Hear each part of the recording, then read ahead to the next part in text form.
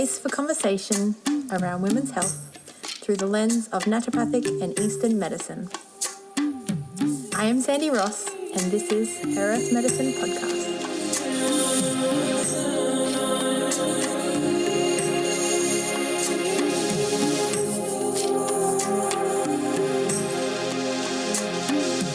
This podcast is multi-leveled. Episodes for patient education to graduate practitioner level. Thank you for tuning in, and I hope you gain value from this episode.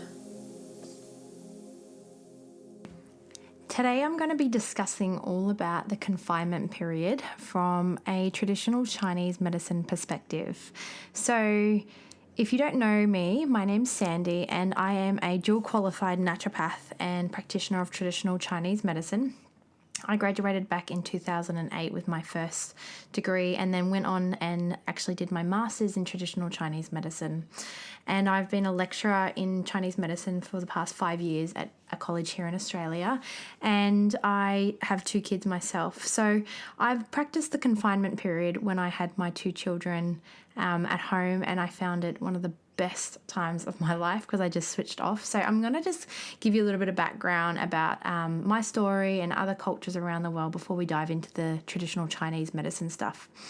So I actually worked over in Bangkok for almost 4 years. After I did a couple of years here in Australia, I moved over to Bangkok, and my boss over there, who is Indian, Thai Indian, and then obviously I was in Thailand, so I was working with a lot of Thais. I got exposed to seeing a lot of, the confinement and how it happens over there and what they do and what they implement into their postnatal period.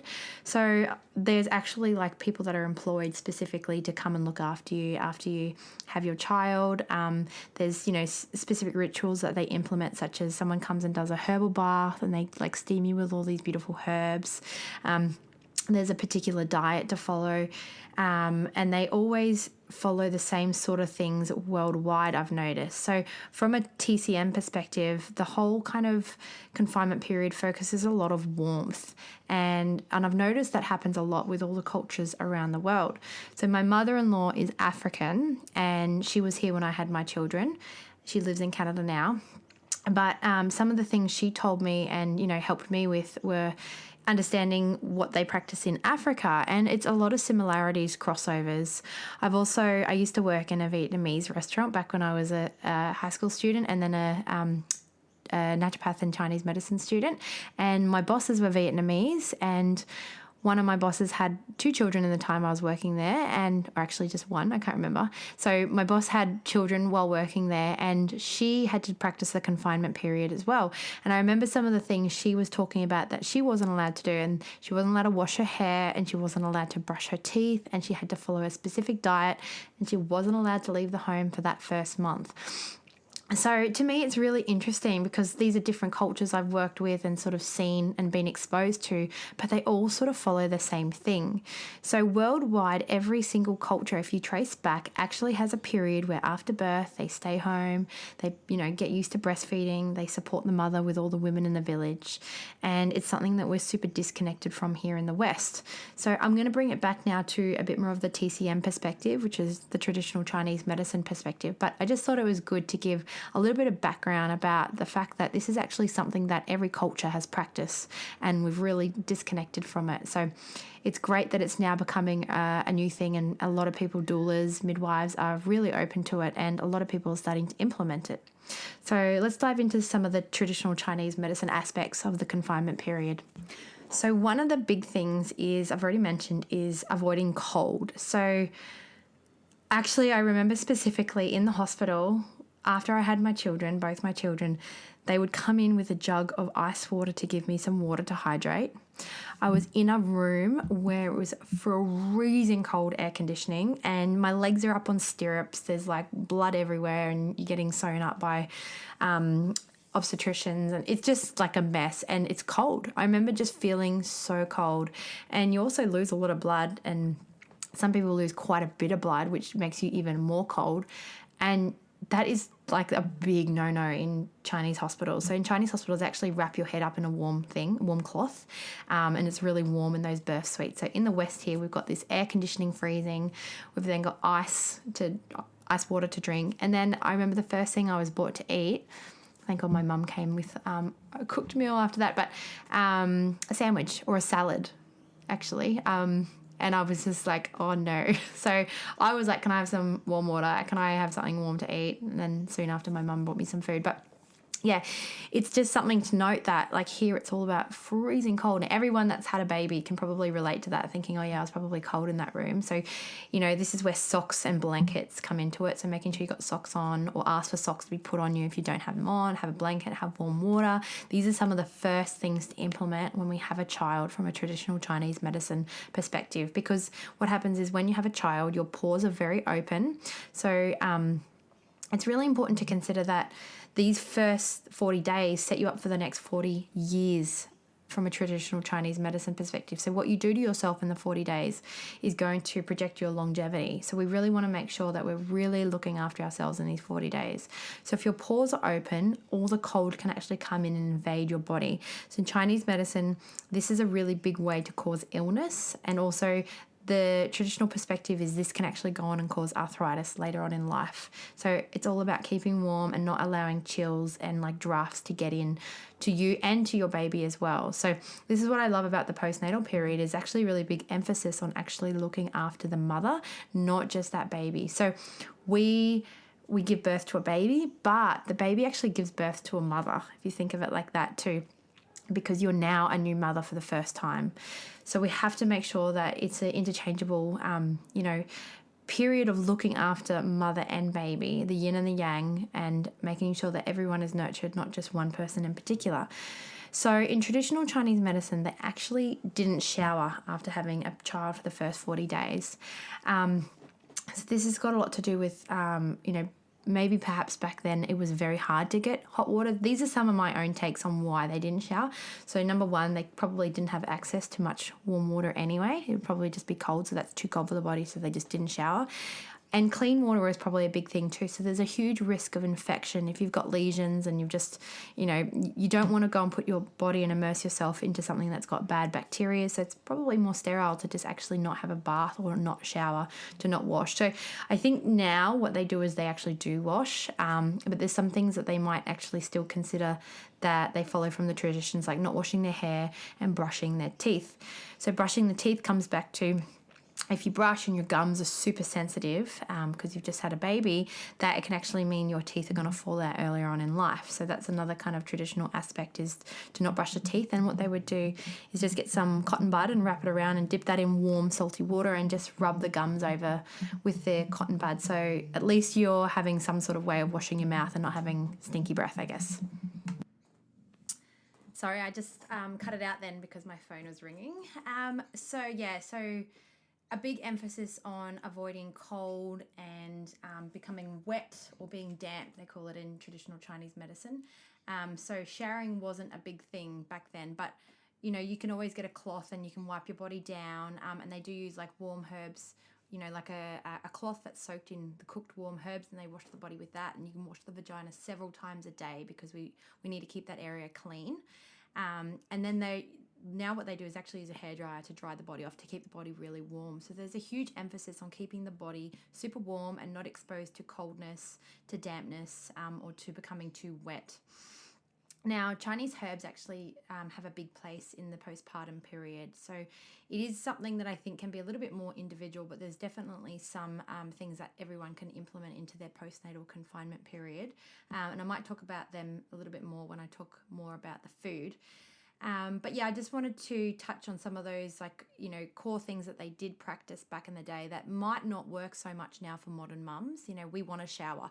I showered the second I had my child. I think with both, to be honest. I had planned to not. I was going to do quite a traditional confinement period, but I felt the word was disgusting, really. I was so proud of my body, what I had just done, and birthed this beautiful baby, but I needed a shower. So I had a warm shower, and then I kept myself warm, wrapped myself straight back up, and I certainly brushed my teeth, and I can't remember if I washed my hair or not, but dry shampoo is something that we do a lot in the confinement period. If you don't want to wash your hair, is using dry shampoo. So, this is obviously something that's very traditional, and it won't work for every mother around the world. There's also so many things that a lot of women won't be able to do, because there is a lot of reaching out to your support system in this. So you've got to make sure you have a support system. So you've got to educate the people around you before you have a child, to tell them you're going to be confining, or you want a little bit of support, so that instead of bringing a gift, can they bring a soup or a meal? Can they help you with the dishes, or can they help you with taking out the bins? Giving people a heads up makes it a lot less hard to ask for the help, because in the moment you're not going to say, oh, can you do the dishes for me? I'm just going to sit here. You will feel lazy. We are just wired to not sit like that and to do nothing. That is not how we are wired in the Western world. So that preparation of asking for your support team. And then obviously you can pre-make a few things. And I love slow cookers in that postnatal period, because you actually do have a lot more time than you think, because babies sleep for about 18 hours a day when they're newborn. So there is moments you can get up and chuck a slow cooker on. So you don't have to feel like if your freezer's not full that there's absolutely no preparation done. But what could be beneficial is prepping vegetables, like pre-chopping lots of vegetables, or like even freezer bagging the meals that you might cook in the slow cooker. So, go out and buying beef bones and some chicken carcasses, that sort of stuff, and putting them with some root vegetables in the freezer, so that, when you have that moment, you can just chuck them in the slow cooker with some liquids. And if you want to put the herbs in there, or some of the grains that I'll talk about too, that can be really beneficial. So just obviously getting organized and thinking ahead about what you want for your confinement period. So as I said, every culture around the world has some sort of confinement period. Now, traditionally in China, it's around 40 days. I'm pretty sure in India it's 42 days. And then some cultures it's 30 days. So, whatever works for you, whatever you can make work in your lifestyle. A lot of people in the West get very I need to get out of the house. So, if you can stay home for 2 weeks, even, that's better. And then when you do go out, just making sure you really nurture yourself. You're not trying to rush back to exercise. You're not exposing yourself to any crazy drafts and winds, or your baby as well, for that matter. And you're keeping yourself warm and hydrated, and just really taking it slow, because this is a big adjustment. This is you still, coming out into the world as a new mother. So there's no rush to get back to anything.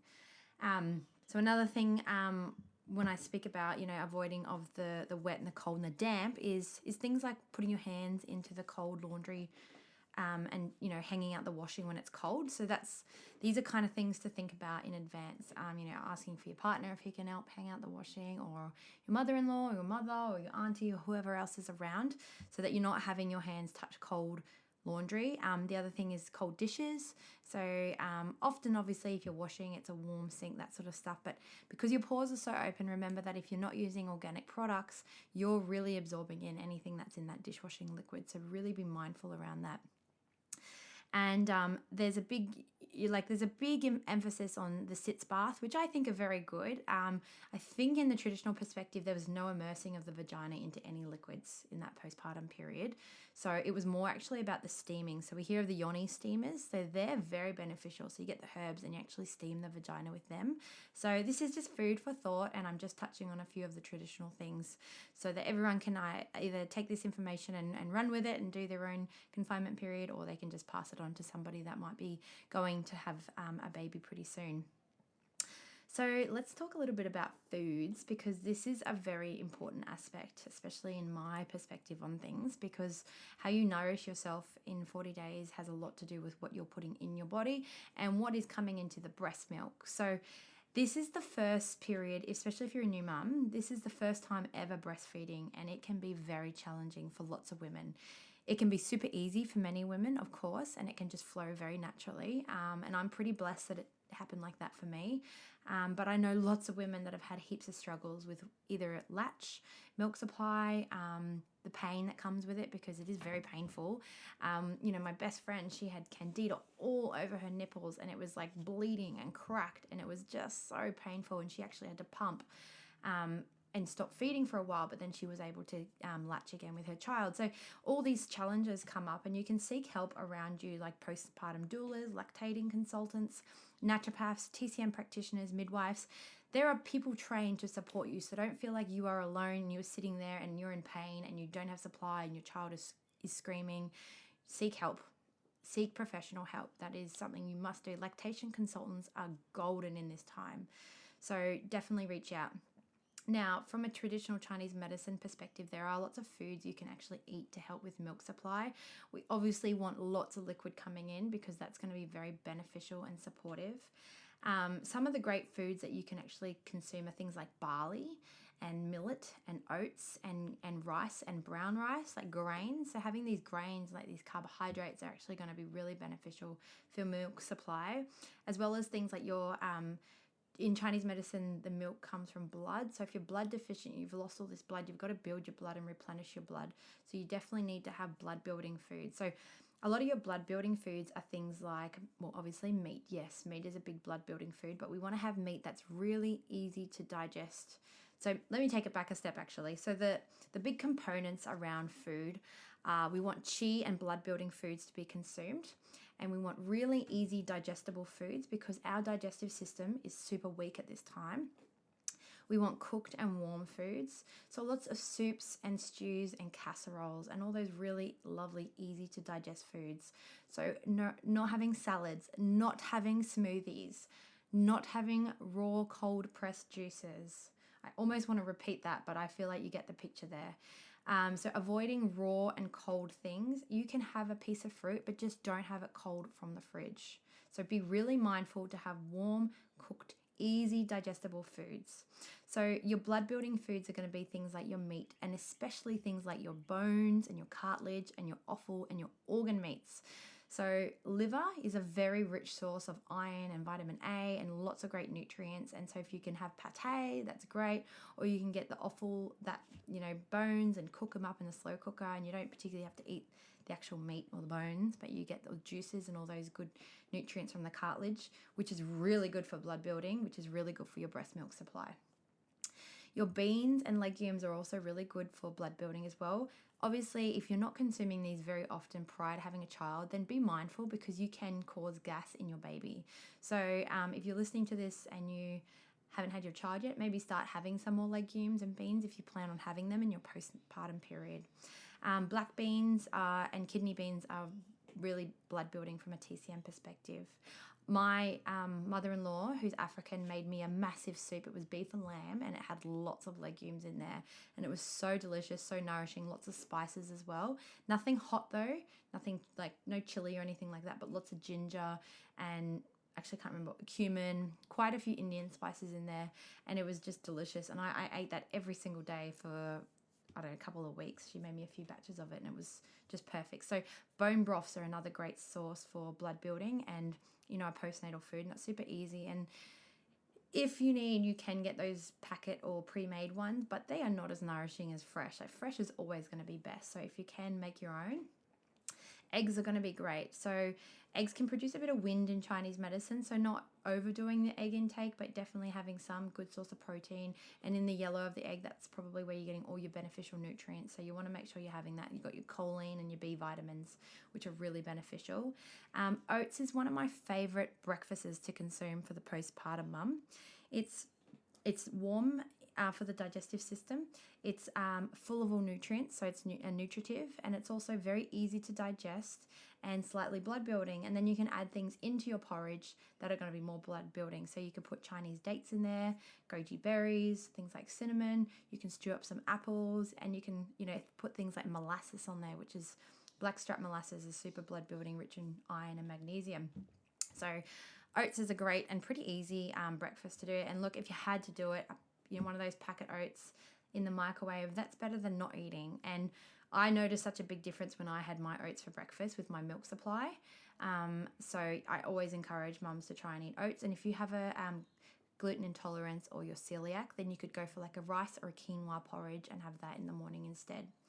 So cooked leafy greens are also very blood building in Chinese medicine. Dates, in particular, the red Chinese dates, or we call them jujubes. You can find these in the Chinese grocer, or you can try and find organic online. I'm much more of a fan of organic. There's longan fruit, which you can also get at the Chinese grocer, and root vegetables. They are one of the best things to be consuming. So you can put them in your slow cooker. So, your sweet potatoes, your pumpkin, beetroot, so juicy and red. That's looks like blood. It's blood building. I mentioned molasses already. So adding molasses into your food as a sweetener can be a really beneficial addition. Goji berries, goji berries, or we call them wolfberries. They're really good for the kidneys and the liver in Chinese medicine. Apricots, black apricots in particular, because apricots get dyed to be orange. Black apricots are really rich in iron and blood building. And in Chinese medicine, there's a lot of congis eaten in this postpartum period, which is a rice soup.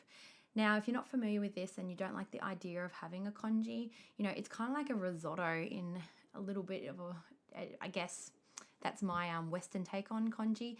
Although risotto is less liquidy, where congee is very liquidy. So it's like making a super liquidy risotto. And I think risotto is great to eat anyway, because risotto is usually cooked with some sort of like stock or bone broth in there. So thinking of these carby, blood building foods are going to be really beneficial.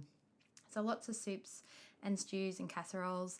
They have a traditional Chinese soup to eat usually. So it's like black chicken. So the chicken is a bantam chicken. And they add lots of herbs into it, in particular things like the condonopsis, the red Chinese dates, the goji berry, Chinese wild yam dong gui, and things like astragalus and ginger.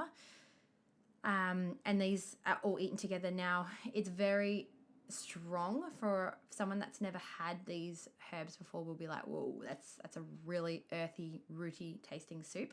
So eat soups that you love. Eat soups that make your heart feel warm and connected to that maybe childhood memory of, chicken noodle soup or pumpkin soups and all those sort of great soups that you actually love. And then maybe do the herbs on the side as a tea, because they can be, I don't know, it can ruin the meal, I guess, for lots of people that haven't had it. So some of the great soups some of the great herbs that I love to prescribe to my postpartum mums are things. Now, this is just very generalized, because that way we're not giving anything too specific. But so red Chinese dates, or called jujubes. So they're quite dry, hard little dates. But if you cut them up and then you put them like in water and boil them up, they become very soup. They become very soft and quite sweet. So they make a beautiful tea. So you can do red Chinese dates with goji berries, or otherwise called wolfberries. And then things like a bit of ginger. And if you can tolerate it, you could put in Longnan fruit, which is also found in the Chinese grocer. You could put in a little bit of dong gui, which is really blood building, but that one's quite bitter too. So if you leave that one out, and those other four I just mentioned can make a really delicious kind of tea to drink, and you could add a little bit of honey to that and consume that to really nurture the middle digestive system in Chinese medicine, and it's very blood building. Or if you want to go the full shabam and make it very traditional, I would add in condonopsis, which is like the poor man's ginger in Chinese medicine. It's a great qi tonic. Red wild yam, Chinese wild yam, which is or dong gui, so it's a very good blood builder.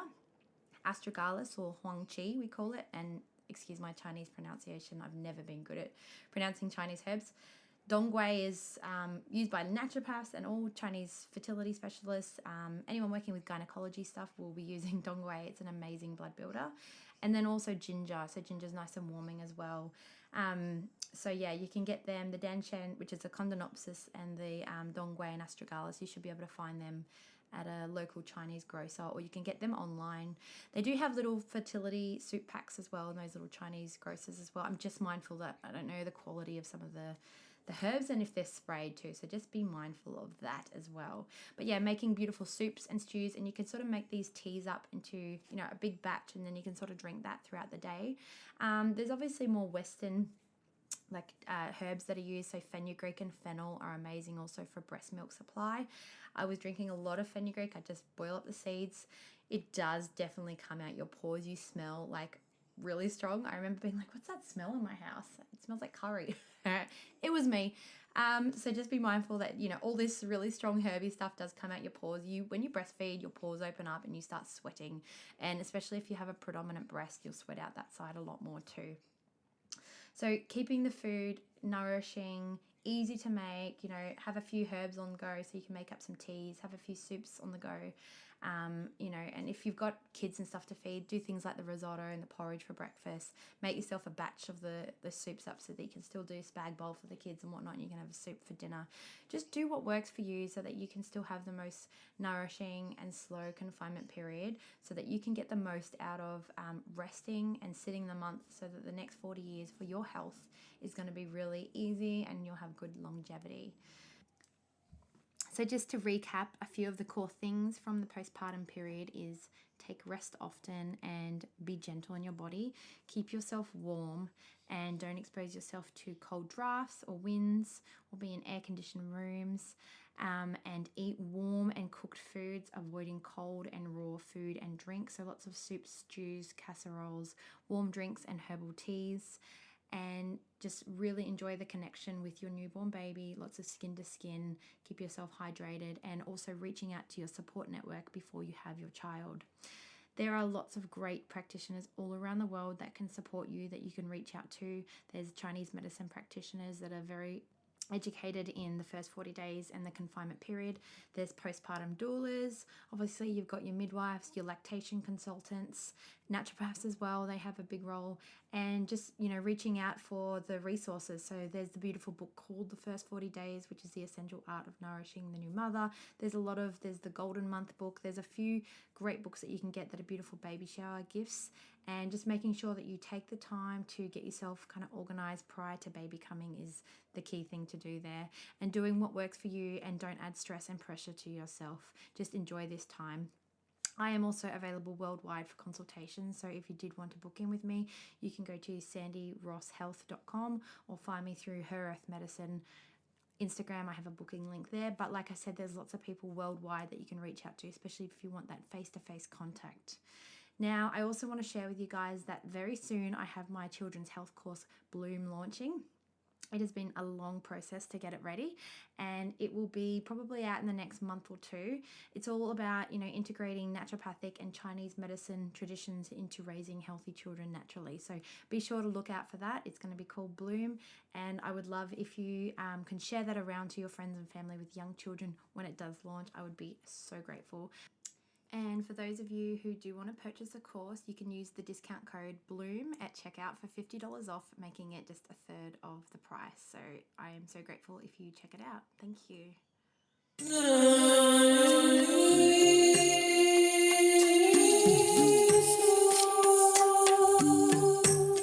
Thank you for listening. I have been a practitioner of naturopathic and Chinese medicine for over a decade.